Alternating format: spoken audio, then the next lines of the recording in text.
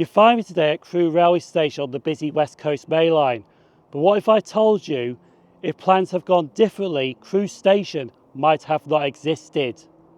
Today we're going to be travelling down the Crewe to Shrewsbury line, visiting all those railway stations between Crewe and Shrewsbury.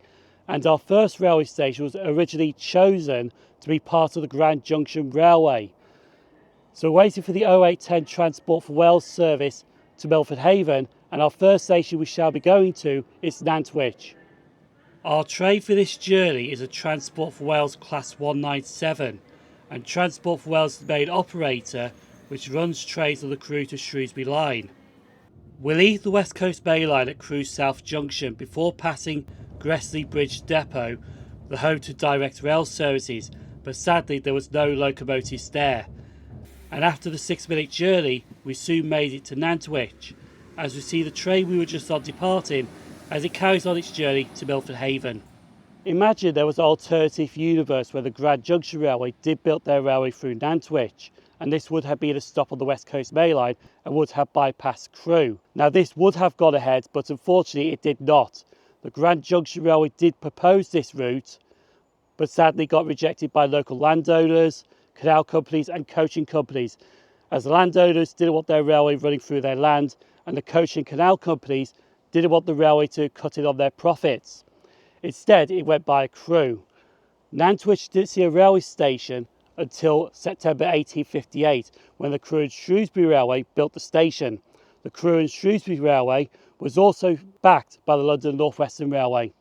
In 1863, Nantwich Station became a junction station with services towards Market Drayton. This was part of the Nantwich and Market Drayton Railway. However, though, it lost its passengers and passenger services ceased in 1963 and the tracks were lifted in 1970.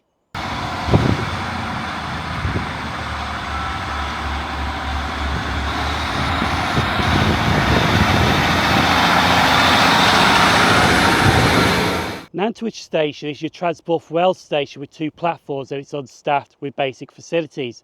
The basic facilities are benches, bins, cycle storage, waiting shelters, dot matrix screens and ticket machines. It did used to have a station building, but sadly not in rail use anymore. It's actually used as a restaurant. And also at the south end of the railway station, it does have a footbridge, but that's mainly for pedestrian access. But the station is step-free access friendly, with ramps going down to street level. And also, it does have a YouTuber's favourite thing at a railway station, a level crossing. We do love a good level crossing at railway stations.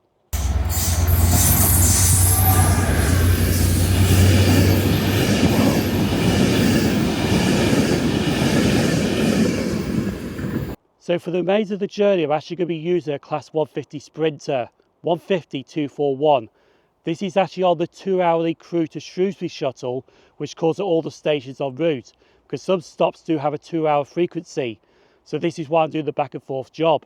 So if this unit breaks down, I'm really going to be buggered. But I'll explain more about the plan when I get to the next railway station. For now, we're catching the train and heading to Preece, which is a few stops down the line.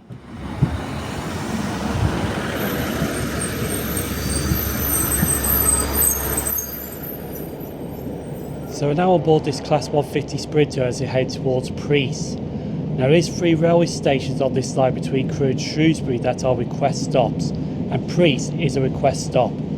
So I have requested for the train to stop at Preece, and that's where we're going to next.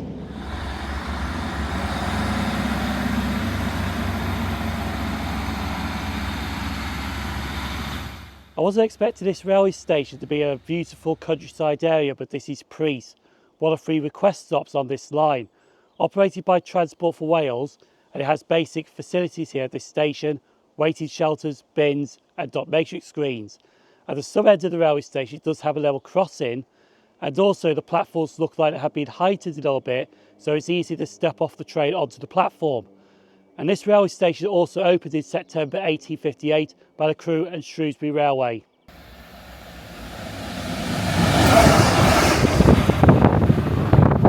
At the previous station, Nantwich, I did mention that we're going back and forth, visiting the main stations on this journey. So I did Nantwich to Preece, and the next station I'm going to is Whitchurch. Then I'll go to Wem, then I'll go to Wembury, and then I'll go to Yorton, and then go back to Crewe. Unfortunately, I could not fit Shrewsbury into the plan, and I got to rely on that Class 150 diesel multiple unit not to break down as well, because if it breaks down, then I'm really going to be buggered visiting all the stations that I've got planned today.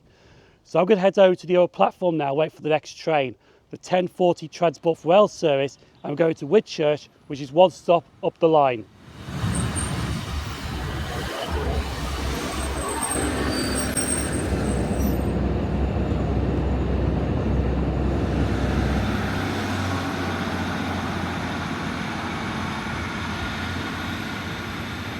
So we have now arrived at Whitchurch in Shropshire, because there's two other railway stations that have the same name. There's one in Wales called Whitchurch, which is on the Corrington branch line between Cardiff, Queen Street and Corrington. And the other station is actually in Hampshire, between Salisbury and Basingstoke, operated by South Western Railway. We're just going to talk about the Shropshire Railway Station. This is your unstaffed railway station operated by Transport for Wales with your basic facilities: benches, bins, dot matrix screens, waiting shelters and ticket machines. It's also got a footbridge at the southern end of the railway station as well.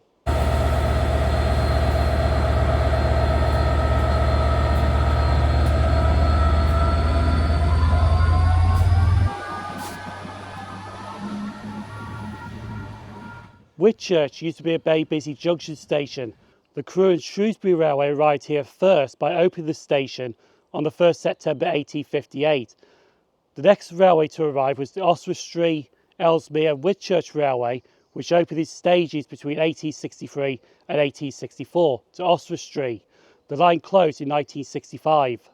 And the final railway to arrive was the Whitchurch and Tatterhall Railway, which was built by the London North Western Railway, which opened in 1872 and went to Chester. The line actually closed to passengers in 1957 and closed completely in 1963. Also behind this fence, the old goods shed still survives at Whitchurch Station, sadly not in rail use anymore but in commercial use.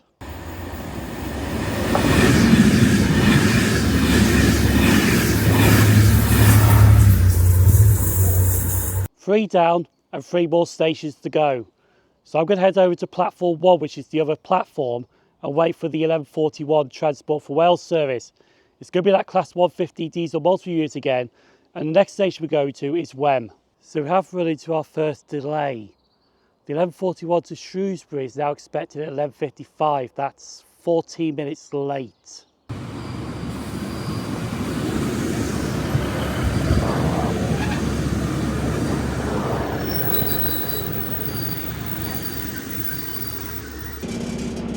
That is annoying.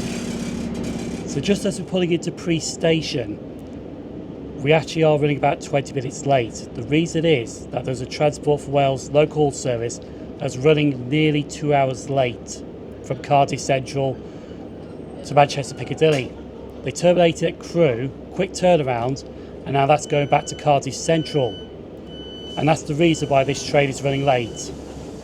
Anyway, next stop will be Wem.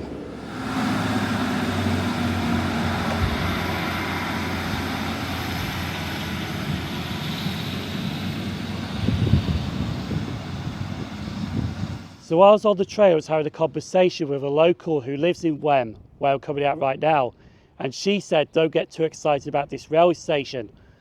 But to be honest, this station does deserve more than a 2-hour service frequency, because it's in a lovely, well built up area.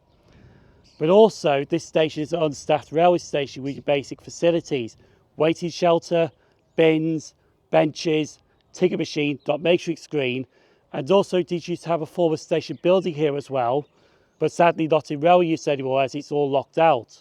And also at the north end of the railway station does have a level crossing, which every YouTuber does love a level crossing. And also this station was opened in 1858 by the Crewe and Shrewsbury Railway. I don't actually have long here because that Class 150 should be back shortly. So I'm going to head over to the old platform now, wait for the delayed 12:35 Transport for Wales service to Crewe, and the next station we go to is Wembury.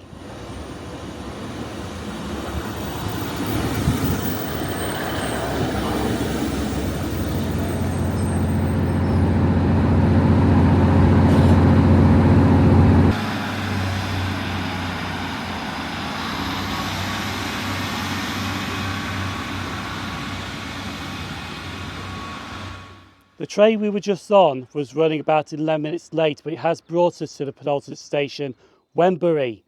And honestly, Wembury's in a nice area. There's just one thing that spoils it, and that is a factory next door to the railway station, a concrete panel system factory. If that wasn't there, this station would be stunning. But it is an unstaffed railway station with your basic facilities, waiting shelter, bins, dot matrix screen. It also looks like it's got part of the old station building, but I don't think that is a station building. I think that's an extension of somebody's house. Also, at the sub end of the railway station, it does have a level crossing as well, which we do love, a good level crossing. And this station was also built in 1858 by the Crewe and Shrewsbury Railway. And we're now waiting for the next train, the 1333 Transport for Wales service to Shrewsbury, and we go to the final station, Yorton. However, though, there is a Transport for Wales service that is running late to Cardiff Central, and that's going to pass through here first before my train arrives. So again, my train is going to be running late to the next railway station.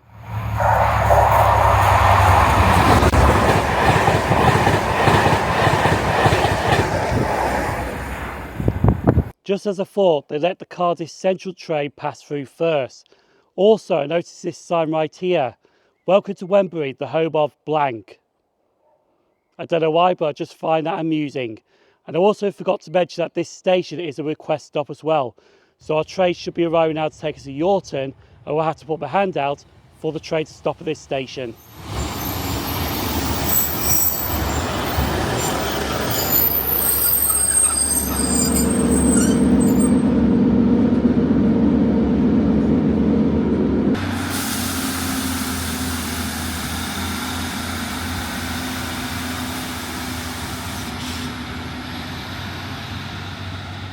So we have reached the final railway station we're stopping off at today, and honestly, I think I saved the best till last, Yorton.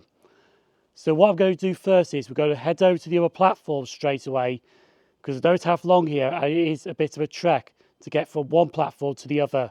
As I left the station for the Shrewsbury bound platform, I noticed a small ramp providing step-free access into the station car park. Outside, I turned left onto my least favourite kind of road, narrow country lanes with no pavements. After reaching a T-junction passing under the railway bridge, I found the entrance to the Crewe bound platform. Unlike the other side, this one isn't step free. After climbing steps, a long path followed by steps that reminded me of Sugarloaf. After opening the gate, I arrived on the platform. So after that little trek, which took about 2.5 minutes from one platform to the other, we have arrived on the Crewe bound platform. I think I saved the best till last till this one, because Yorton is a very beautiful station. It is an unstaffed railway station with basic facilities, waiting shelter, bins, dot matrix screens. But on the Shrewsbury bound platform, it does have a lovely former station building, sadly in private residence. On the Crewe bound platform, it does have a lovely waiting room.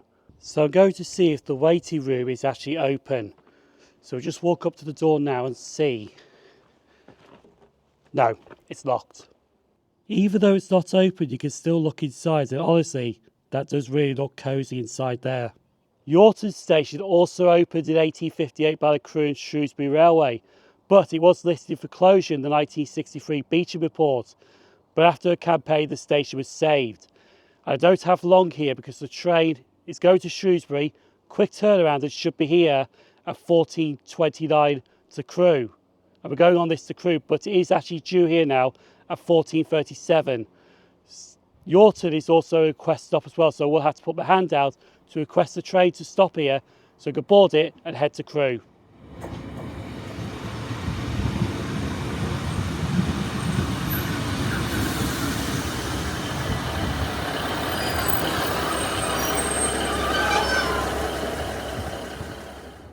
As we're on this Class 150 for the final time heading back to Crewe, I have seen the reason why services from Cardiff Central to Manchester Piccadilly were running late.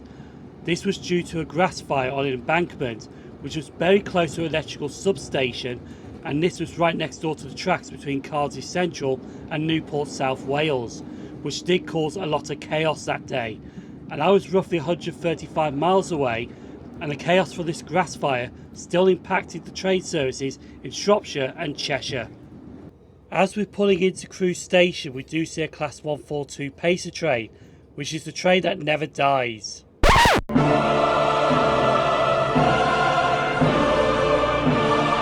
Just remember that Pacer trains are not dead, they're still around.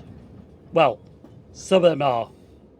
And just like that, we're back at Crewe railway station. I'm actually at the north end of Crewe station, but today's really been very interesting.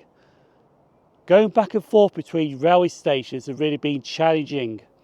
I did really enjoy visiting all the stations between Crewe and Shrewsbury today. Even though we did not go to Shrewsbury, there is a video popping up right here where I start the journey at Shrewsbury, going down the Heart of Wales line, visiting two railway stations meant to visit in 2020, but unfortunately I didn't, and I visited them in 2025. Feel free to give that a click. The people on screen now YouTube channel members and Patreon supporters, thank you for supporting the channel. I've been SimOnTrains and hope to see you in the next railway station so we can share a new journey together. Thanks for watching.